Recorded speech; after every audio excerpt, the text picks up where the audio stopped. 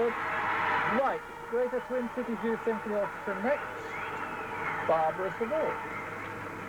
Your first shot, Don, on 5 is a row of flutes and oboes. Check. Lights, please. Lights up. Thank you. On 3, come to 1 for the conductor. On 1. On 3.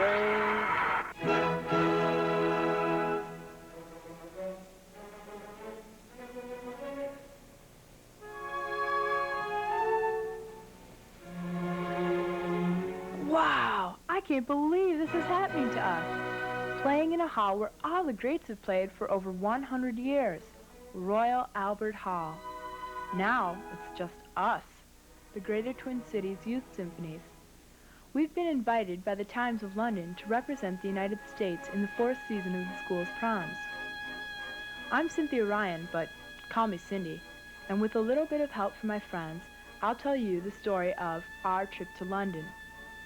The original promenade concerts were started by Sir Henry Woods in Manchester and then later transferred to Royal Albert Hall in London. The idea was to have classical music for the masses in the summer at a cheap price. So the balcony and stalls were emptied of seats so people could stroll around. The Times newspaper chain promoted the school's proms 4 years ago. It's not only classical music, but jazz, calypso, duets, and original percussion scores. But it's the big orchestra the crowd really comes to see. Oh, by the way, the scenes of our performing were taken by the BBC, the British Broadcasting Corporation. The other snapshots and the home movies, well, they were taken by my friends. They're not all perfect, but we were pretty keyed up when we took them. This was a really fantastic experience for all of us. Thanksgiving Day, November 23rd, we arrived en masse at Twin Cities Airport.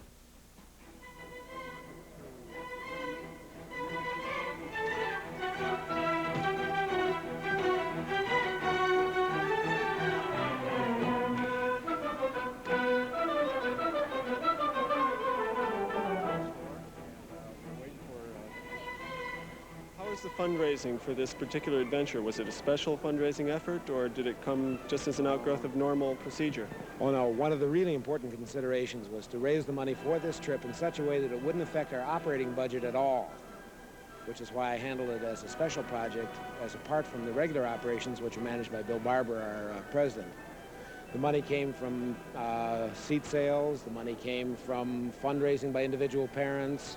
The Minneapolis Chamber of Commerce sent out letters to all of its members, and oh gee, I think they raised something. Diane Shuck was in charge of that from First Federal, and I think she raised, with that letter, I think she raised $7,000, $8,000. And then sales of seats, and finally 2 champagne receptions, one before each of the last 2 concerts.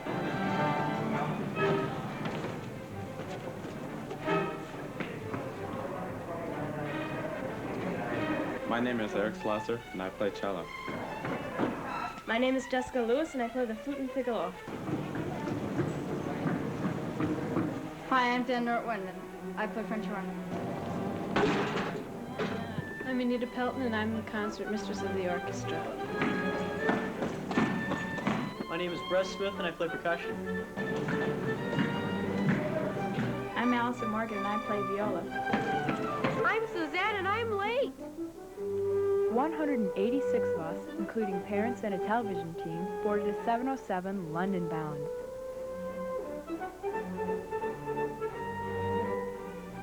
It's so packed in here. I feel like a massive toothpaste must feel being squeezed into a tube.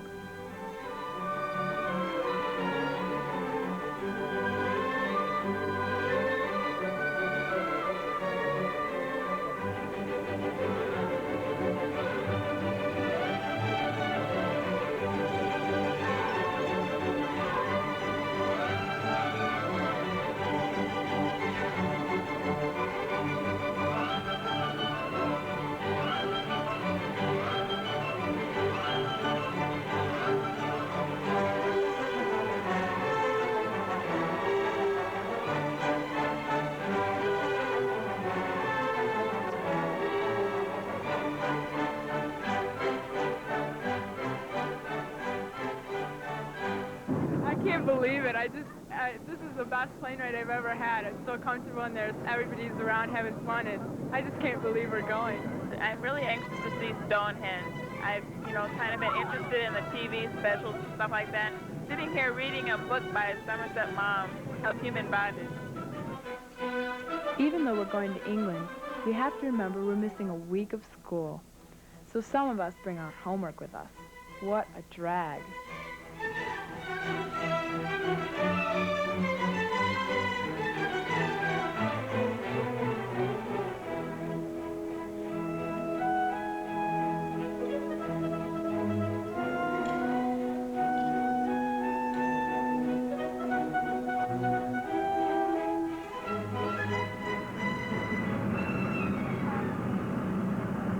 Ladies and gentlemen, all of us at TWA, especially your crew, would like to welcome you to Gatwick, England.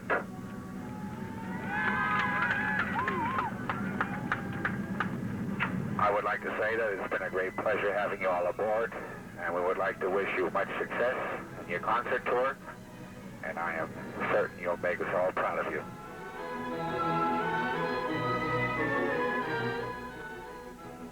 I'm exhausted, and we're all in need of some tender, loving care. Bed and a meal would be heaven for us right now. I really didn't expect the press to be here. We're not stars. What are they doing here? Maybe it's because they know I'm 17 today.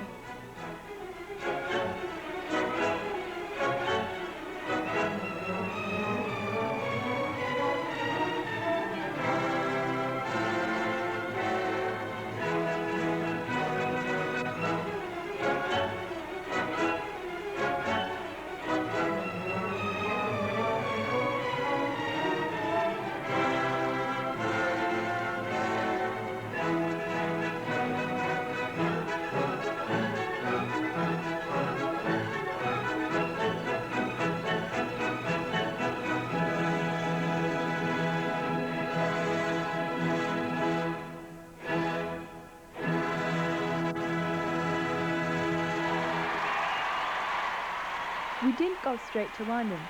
Our first hosts were families in Hampshire, South England.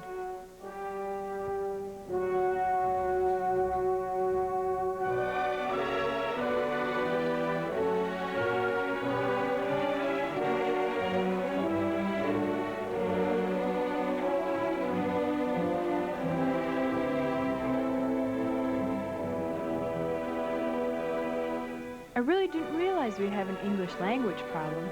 You know, Professor Higgins in My Fair Lady was right when he said, "Oh, why can't the English learn to set a good example to people whose English is painful to your ears?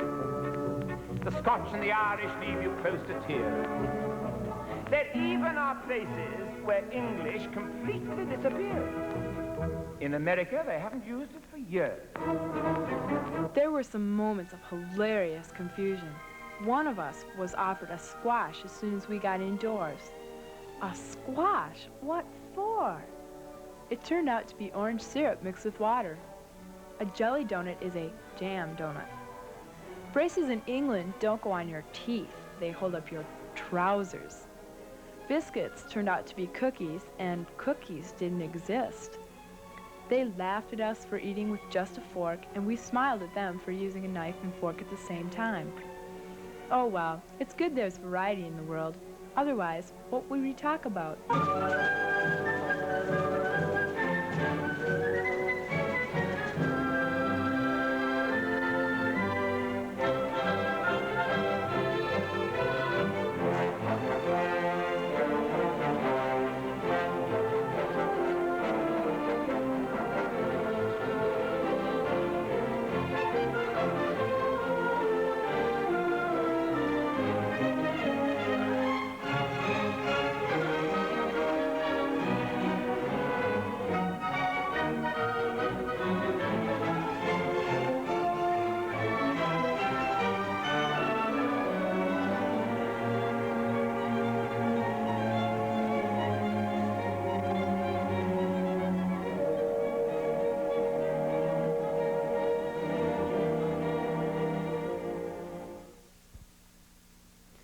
It's Monday night, and it's really going to happen. This is the first night at Albert Hall, and I don't feel any nerves or anything yet because the building isn't what I expected it to be. What did you expect? I expected a big place like Orchestra Hall in Minneapolis, you know, big monumental place, and this place, forgive me, but it reminds me of a barn. And the stage itself, in the auditorium, it's like nothing in America because they have box seats, and it's really sort of classic English theater. But when you go backstage, you think it must be a subway station or something because that's exactly what it looks like. There's, I mean, no frills, economy class. Well, here goes with the anthem.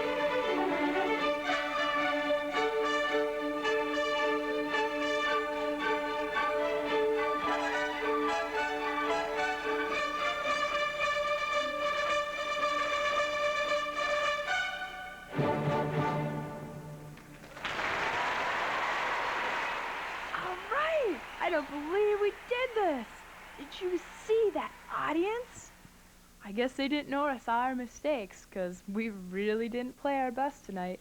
At first I thought this place was not that great, but then I walked out on stage and I saw all those people and everybody, their hands were just going over the little cagey thing over there, and it reminded me of a rock concert. It did.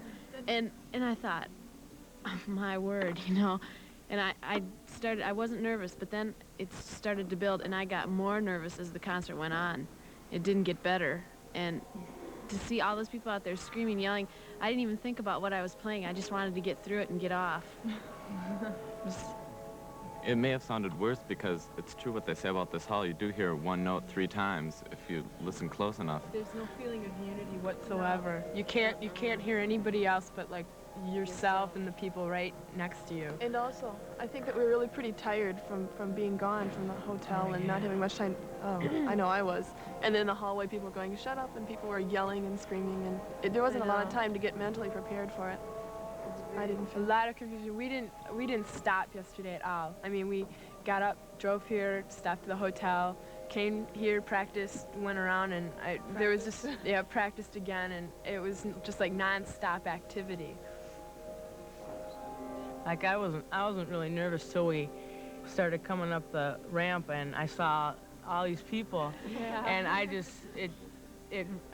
got really excited, and it was just great. I love all the people just cheering and screaming.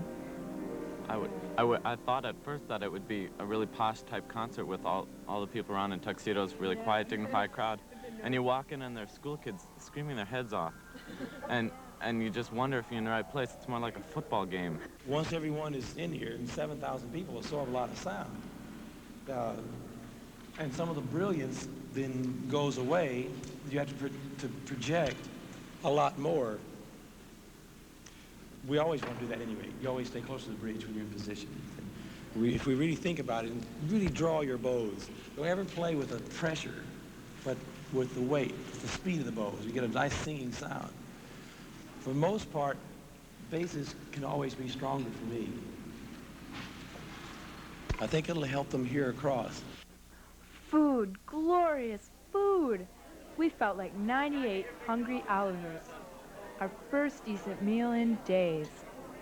Commercial Union is a co-sponsor with the Times, and they arranged this feast for us and a walking tour around the city.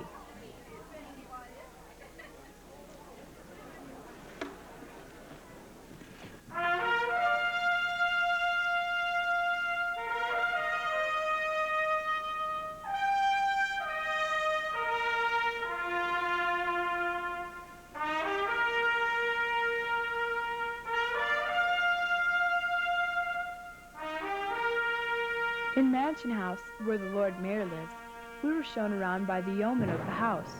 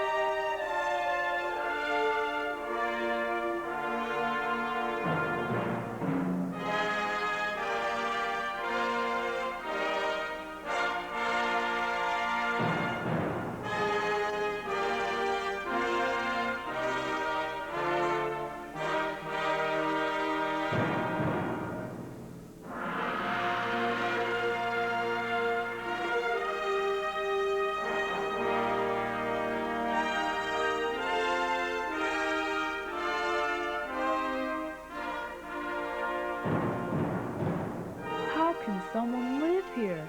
This place is gorgeous. How can can people object to a very few being rich when such beauty comes out of it?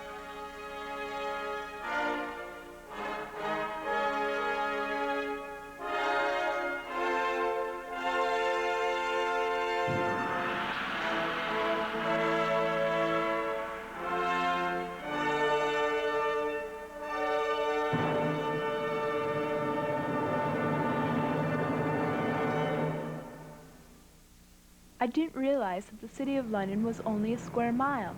It's run by the city fathers, and even the Queen has to ask permission to enter the city gates. It was said that this square mile ruled the largest empire the world's ever known. Tonight's the second night, and we're a little more settled, and also more used to the hall.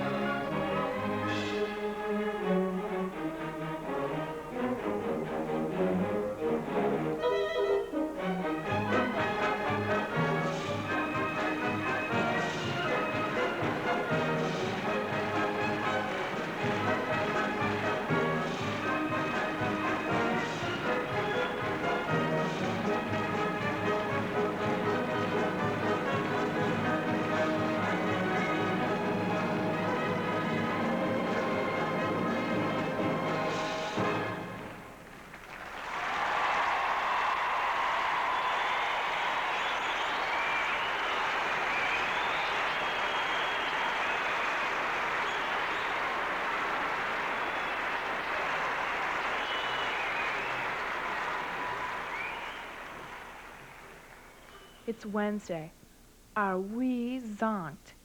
So no walking today, but a bus trip with our favorite driver Peter and guide Alan. London is so old and medieval, and yet you know there are people in there planning for the 21st century.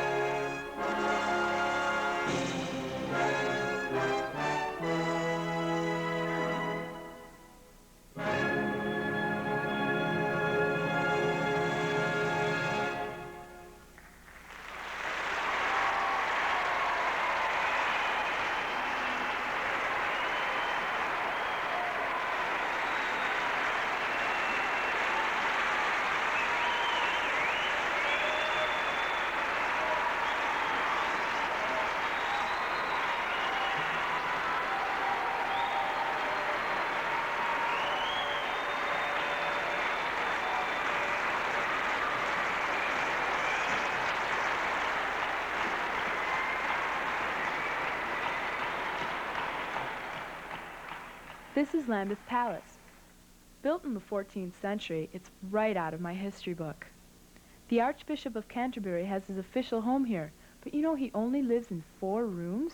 What don't you like about the tour so far? Well, the fact that we don't really have much time. Yesterday we did have all day to rest, and that was nice.